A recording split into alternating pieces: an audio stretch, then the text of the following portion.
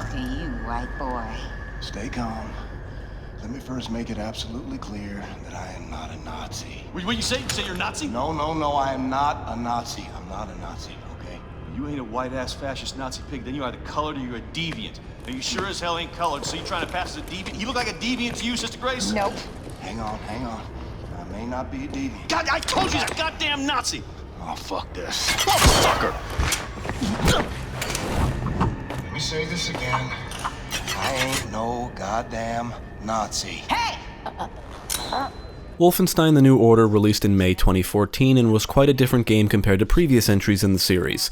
It's a story-driven experience set primarily in 1960 in a terrifying alternate history where the Nazis win World War II and basically rule the world.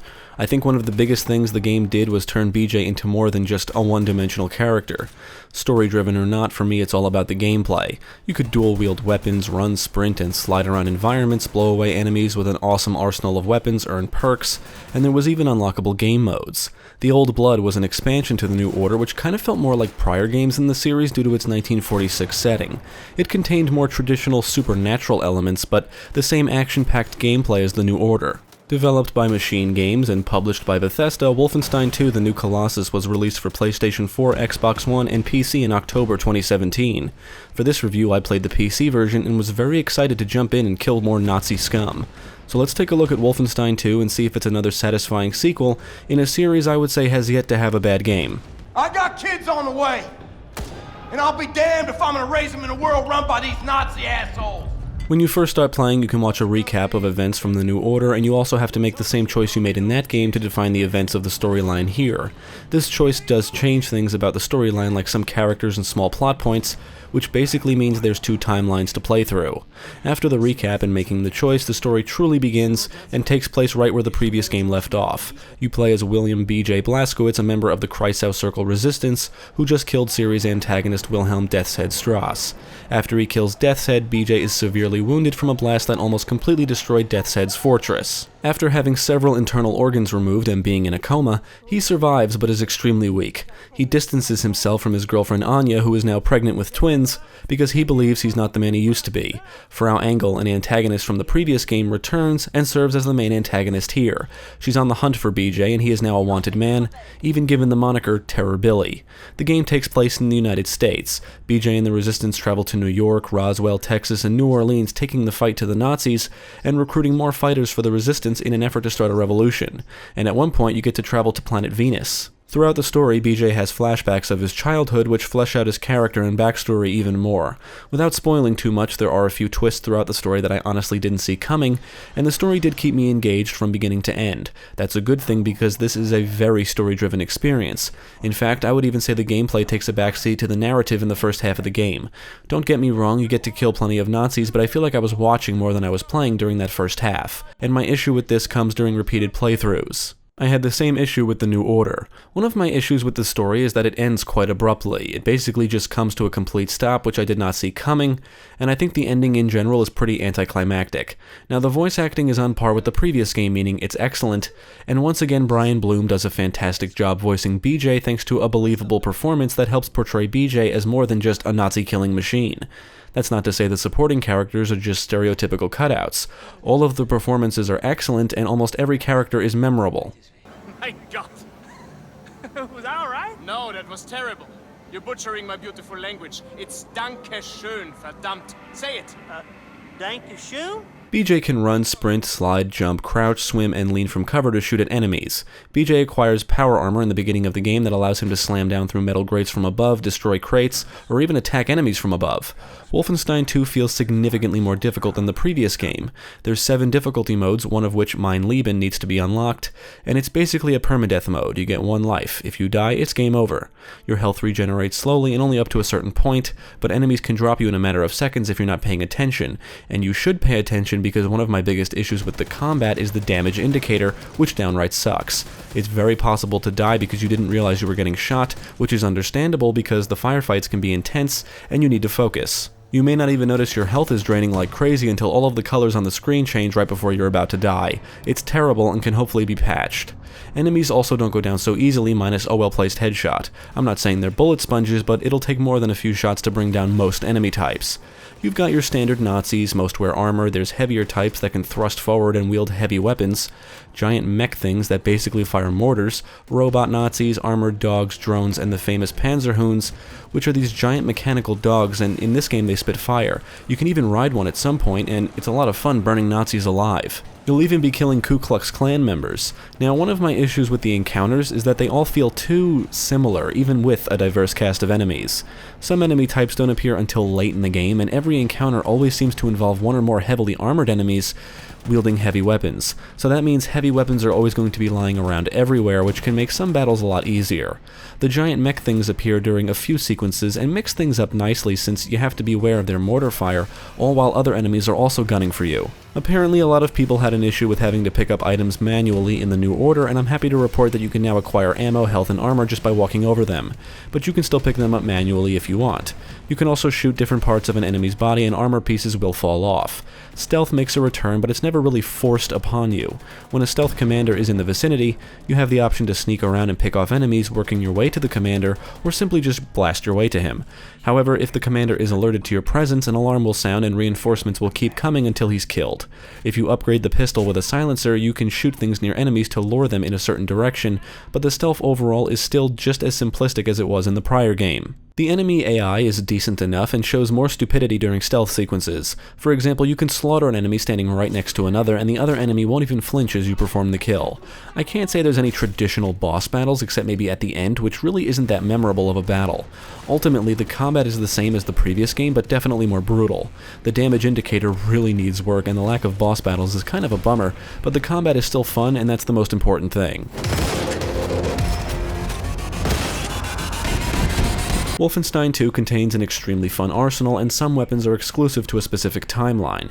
You've got your standard pistol, the Kampf pistol, which fires explosives, an assault rifle submachine gun, the shock hammer, which is a shotgun, hand grenades, the diesel Kraftwerk, which can fire sticky bombs, and the laser Kraftwerk makes a return. The developers decided to ditch the whole cutting through metal mechanic from the previous game, and instead, the laser Kraftwerk can just blast through thin metal. And this, along with some other weapons, need to be recharged at charging stations since they don't consume traditional ammo. BJ acquires a hatchet early on, which allows you to gain access to certain areas, but more importantly, you can use it to brutally kill Nazis. You can also acquire hatchets to throw at enemies. All of these weapons can be carried, and you can switch between them at any time. You can still dual wield weapons, and now you have the option to wield two different weapons at once. You can pick up heavy weapons found in the environments or from fallen enemies, like a flamethrower and heavy laser weapon, but these cannot be stored. Most of the weapons can be upgraded by finding weapon upgrade kits.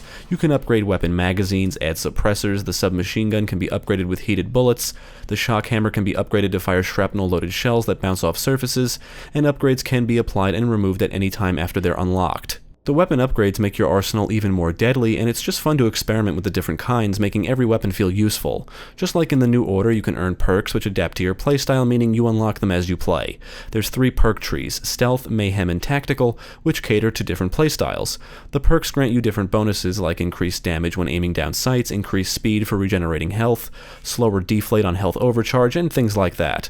The perks do encourage you to try new things during combat, and the game gives you plenty of options when it comes to killing enemies. About halfway through the game, BJ is able to equip one of 3 contraptions. The Battle Walker is a mechanical actuator on your legs that you can extend at any time to reach high platforms. It's like stilts. Ramshackles allow you to ram through obstacles, even into enemies, and the Constrictor Harness compresses your torso section, allowing you to move through extremely narrow spaces like pipes, which is great for those that enjoy stealth.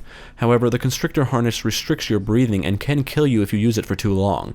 You only get to choose one of these contraptions, but you can acquire the other 2 later on if you can find them. Each of them can be upgraded to provide you more benefits. The Battle Walker upgrade will enable any overcharge health to remain until you sustain damage. The Ramshackle upgrade will cause your armor to slowly regenerate. The Constrictor Harness upgrade allows you to hold your breath for longer while constricted. The contraptions are cool additions and give you more options for navigating environments. With that said, you can approach an encounter in numerous different ways. You can go in guns blazing, maybe crawl through a vent or pipe, jump down from above, and sometimes you can just run right past enemies and straight to your objective. Wolfenstein II is a linear linear game, but because of the options you're given during combat, you're always encouraged to try something new, giving the game a good amount of replay value. Explain that blip to me, shit for brains, cause you are stupid for real. The Kreisau Circle headquarters is located on a submarine named Ava's Hammer. This is kind of like a hub world where you can interact with NPCs and complete very minor side missions, like feeding a pig, retrieving Fergus's mechanical arm, delivering a letter, and stuff like that. Completion of specific side missions rewards you with contraption upgrades, so you'll want to talk to everybody. Within Ava's Hammer, you can practice shooting at the shooting range, get a drink at Club Kreisau, and even play a slightly altered version of the entirety of Wolfenstein 3D, titled Wolfstone 3D. Once the Enigma code machine becomes available, you can decrypt Enigma codes, which are always dropped by fallen commanders. The codes reveal the locations of Uber commanders. Once the location is revealed, you go to the war map and choose the location, which are always locations seen in the story missions, and then BJ travels there and you need to assassinate the Uber commander. These are similar to the challenge arenas in the Old Blood. While the locations are still ripped straight from the story, the battles aren't exactly the same. You can travel to any revealed locations at any time, and some Uber commanders require a specific amount of Enigma codes for deciphering. So you may have to replay some areas and kill more commanders to acquire more Enigma codes. Another way the game encourages replay value. Decrypting the Enigma codes involves this little mini-game where you have to quickly match these domino-looking things. If you fail to decrypt a code in time, you lose one Enigma code. I really don't see the need for this minigame since it gets old rather quickly, and the tutorial for it sucks, but it's not really hard to figure out. The war map is basically how you revisit campaign areas, and I really love this.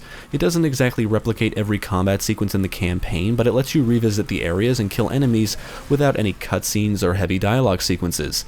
The Uber Commander stuff does extend the game a bit, and after beating the game, you can still go back and assassinate any remaining commanders or just revisit the areas to acquire any missing collectibles.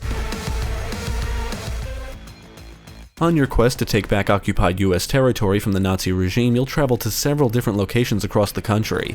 The subway and harbor of Manhattan, the decimated city of New Orleans, a small section of Roswell, New Mexico, and a Nazi fortress on the planet Venus.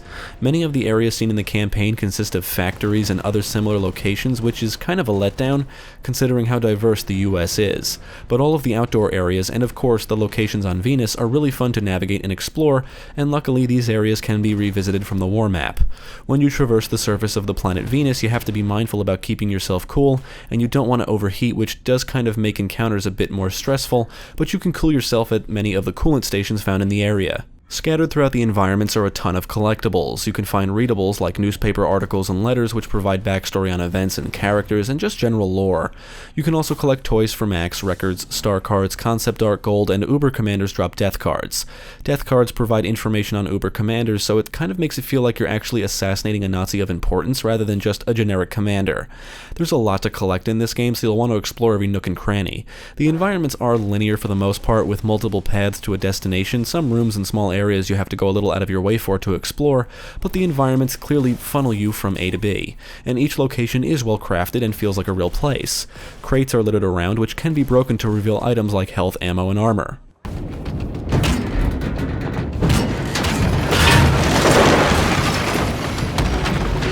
Wolfenstein II does look noticeably better than the previous game. The modeling and texture work are all excellent, the animations look great and smooth, and the particle effects look really cool, which helps to make explosions look and feel awesome. I've heard some say the game is too dark or the lighting is messed up, but I honestly didn't experience any issues with that. Little details like blood splatter make the combat feel super satisfying, and you can even see blood appear on BJ's weapons and arms during a firefight. Explosions can turn enemies into bloody stumps, you can blow off enemies' heads or limbs with a well-placed shotgun blast, and the gunplay overall can be really intense. Mick Gordon composed the music and did a phenomenal job. The music is good at getting you pumped up and kicks in at just the right time, whether it's during cutscenes or gameplay. The sound effects are better than what was heard in the New Order, but the sounds of gunfire still need work. The guns sound and feel more powerful here, but they're still not loud enough in my opinion. I also think the volume of the voice work is a bit too low at times compared to all of the other sounds, but that can easily be solved by raising the volume. On the technical side, the game ran smooth for me. I didn't notice any frame rate dips or anything game-breaking, however the game would always crash whenever I would alt-tab.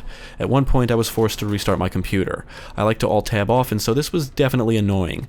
I've read reports of other players experiencing a lot more issues, which I can't say I encountered, so I guess I'm lucky. But it sounds like the game may need more tweaking, which can hopefully be rectified with patches.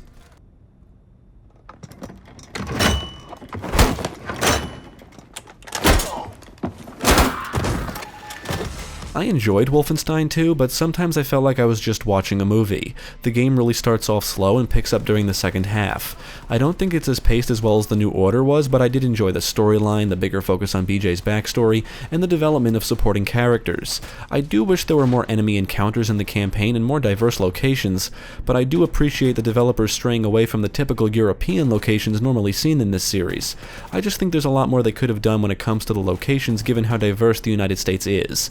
The Uber Commander stuff is really a saving grace since it allows you to revisit areas and get into gunfights without any padding or story stuff to get in your way. I think the gameplay overall is improved from the last game. It's more challenging, you're given multiple ways to approach and eliminate enemies, and the gunplay feels more brutal. I know DLC is planned where you get to play as different characters, and there is a vault timer in the main menu counting down to what I believe is DLC. In the end, I had a lot of fun with Wolfenstein 2, but I do think the developers could have done more. None of the encounters felt epic like several sequences in the New Order, including when BJ and his fellow soldiers infiltrate Death's Head's fortress, or when BJ works his way down an SS office building before battling the London Monitor. A good majority of encounters involve commanders, giving you the choice of a stealth approach or to go in guns blazing. However, this means each encounter does give you more options when it comes to approaching situations, a concept which I do embrace.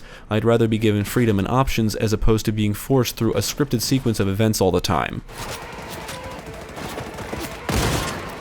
Ultimately, I think Wolfenstein 2 is a great game and worthy sequel, I just think it could have been better. I'm hoping any DLC adds more exciting firefights, maybe some cool boss battles, new locations, and even more ways to brutally annihilate enemies because as I was playing this I always felt like the game was building up to some super epic encounter, but in the end they all ended up falling short of that wow factor. But that's not to say the game is bad. I think compared to the New Order, Wolfenstein 2 is the better game overall, mainly due to the brutal and satisfying gunplay and the more challenging gameplay in general, which always kept me alert and more aware of my surroundings. The Uber Commander stuff is really cool, it's one of the best parts of the game and gives the game a good amount of replay value. Add in the numerous difficulty modes, 2 timelines, collectibles, perks, and weapon upgrades, and you've got plenty of reasons to return. If you're a fan of the Wolfenstein series or just the New Order or first-person shooters in general, I would highly recommend Wolfenstein 2. Take to the streets and show them that the free people of Scotland will never surrender!